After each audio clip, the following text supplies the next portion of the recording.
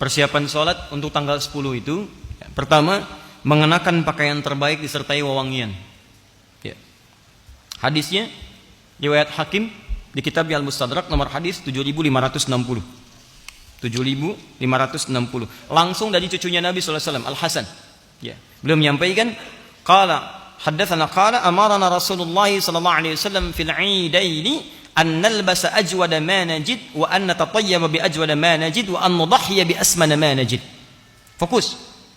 Telah memerintahkan kepada kami datuk kami, Rasulullah sallallahu alaihi wasallam, kakek kami, Rasulullah sallallahu alaihi wasallam, di setiap 2 hari raya, di Idul Fitri, Idul Adha. Apa perintahnya? Ada yang umum, ada yang khusus untuk Idul Adha saja. Di antara yang umum, annal basa ajwada ma najid, untuk mengenakan pakaian terbaik yang kami bisa dapati. Yuk buka. Kalau mau siapkan dari sekarang. Itu sunnah. Ingat sunnah. Dan sunnah untuk Idul Adha, ingat 10 hari pertama pahalanya senilai jihad fi sabilillah. Antum pakai pakaian bagus Idul Fitri ada pahala, tapi ketika Idul Adha masuk kategori hadis tadi. Bukan cuma dapat pahala biasa, bisa senilai jihad tuh. Cari pakaian terbaik. Kalau bisa ikhtiar dari hari ini. Bismillah. Ya, tidak harus mahal, yang paling halal. Yang paling halal. Cari yang terbaik, yang paling halal. Bismillah, dapati itu. Kenakan. Wa anna tatayyaba bi ajwada ma najid, kenakan wewangian parfum untuk laki-laki. Sunnah. Kalau ingin bertambah lebih, saat mau sholat bawa lagi parfumnya. Di Timur Tengah itu biasa. Ya, sampaikan. Dan niat ikhlas dibagi. Ya, sampaikan, pakai, tebarkan lagi, pakai. Setahun sekali pahalanya tinggi. Kemudian, nah ini dia, wa an nudahhiya bi asmana ma najid. Dan Rasulullah SAW memerintahkan pada kami untuk menyembelih berkorban dengan yang terbaik yang mampu kami dapatkan. Caranya begini, ya. Anda punya anggaran berapa? Misal, saya punya anggaran 3 juta. Dari yang 3 juta itu, cari yang paling bagus hewan kurbannya.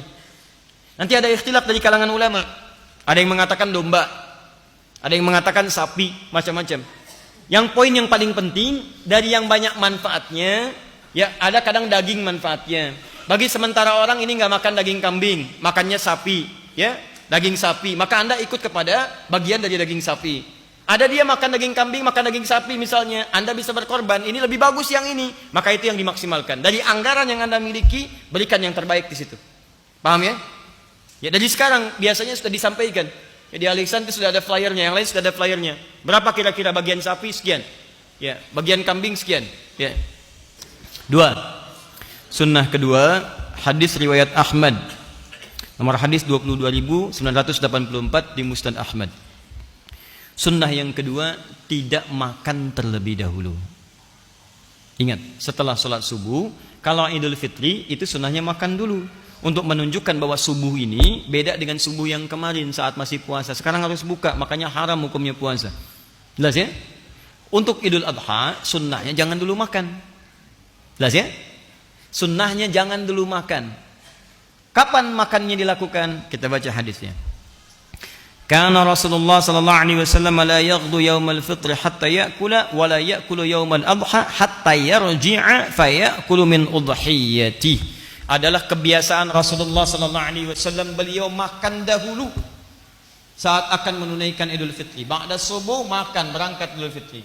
Tapi saat Idul Adha beliau tidak makan terlebih dahulu hatta yarji'a. Hatta yarji'a. Lihat sini. Hatta harful ghayah, menunjuk pada tujuan, ghayatun. Ya. Misal, ana urid adhhab ila Jakarta hatta al-Istiqlal. Saya pengen pergi ke Jakarta sampai ke Istiqlal. Tujuan paling akhirnya Istiqlal. Jadi kalau sudah ada hatta, ini menunjukkan sampai ke tujuan. Ya. Sampai pulang, tujuannya ke pulang. Dari salat Id. Jadi kalau sudah selesai salat, mendengarkan khutbah Idul Adha, Anda pulang. Baru sunnahnya Anda makan. Tapi ingat, yang paling menarik adalah dalam kalimat pulang itu diikutkan fi'il mudhari nih. Ini yang paling indah. Ada ya di depan kata kerja aslinya. Yarji'a, hatta yarji'a. Ya ini menunjukkan 3 makna, 3 arti. Kalau dalam bahasa Inggris present, continuous dan future. Ya. Sekarang, kini, terus berlangsung, continuous, terus, atau future yang akan datang. Kalau diartikan konteks ini, sampai pulang, bisa diartikan sampai pulang itu dalam konteks pakai ya ini, sekarang sedang pulang. Maksudnya belum sampai rumah nih. Ya, di perjalanan misalnya Anda lapar. Kalau yang penting sudah meninggalkan tempat, di jalan Anda lapar, silakan makan. Kalau Anda sholatnya dekat rumah, komplek Al Ihsan ini, PTM, PJS, kemudian Greenview, sholatnya di lapangan depan sini. Begitu selesai nyampe rumahnya dekat. Tapi kalau antum dari Bekasi sholatnya di Istiqlal, ya belum tentu cepat nyampe rumah. Di jalan misalnya sudah terasa lapar, ya boleh antum makan di jalan, tidak ada masalah. Tidak ada masalah, silakan. Ya, jadi tidak apa-apa bekal misalnya di mobil, kemudian jangan makan dulu sampai selesai sholatnya, dengarkan khutbah idnya, pulang misalnya di jalan sudah mulai terasa. Apalagi misalnya buka siaran radio, status sudah mulai muncul, gambar-gambar bertebaran, sedang makan ketupat, ya, dan sebagainya. Sementara Anda belum nyampe rumah. Ya, miss call sudah banyak, status sudah dibuat. Ketupat hari ini rasanya begitu pahat, ya kan? Antum belum makan, merasa nggak enak. Jangan tunggu sampai kemudian nyampe rumah. Boleh sekarang, silahkan nikmati. Yang penting status pulang. Udah selesai. Jelas? Di jalan boleh bekal. Ya, awas jangan dilarang. Anak-anak Anda mungkin ikut ke Istiqlal. Usia 6 tahun, 7 tahun. Mah lapar mah, tahannya nak ya. Ini sunnah, sampai rumah. Sunnahnya boleh makan. Atau misalnya terus berlangsung. Mau dekat ke rumah, lapar banget gak bisa tahan, boleh. Atau sampai di tujuan, sampai di rumah, silahkan makan. Tidak ada masalah. Mana ambil yang paling mudah. Ya, adapun sunnah Nabi kalau bisa dilakukan, ya, hatta yarji'a fayakulu min udhiyatihi, sampai pulang ke tempat tujuan, kemudian yang pertama beliau makan adalah hasil sembelihannya. Hasil sembelihan. Jadi kalau mau makan yang lebih sunnah lagi, pertama kali dicicipi adalah daging hewan kurban yang telah kemudian disembelih dan telah dimasak terlebih dahulu. Ya.